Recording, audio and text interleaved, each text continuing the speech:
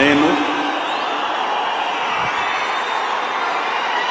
కొణిదెల పవన్ కళ్యాణ్ అనే నేను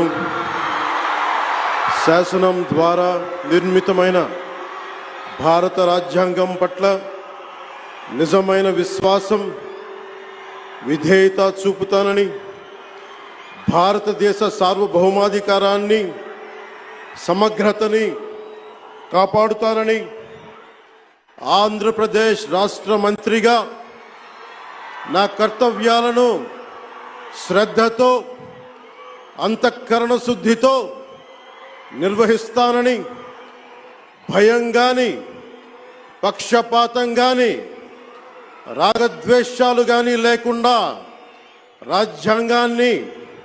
శాసనాలని అనుసరించి ప్రజలందరికీ న్యాయం చేకూరుస్తానని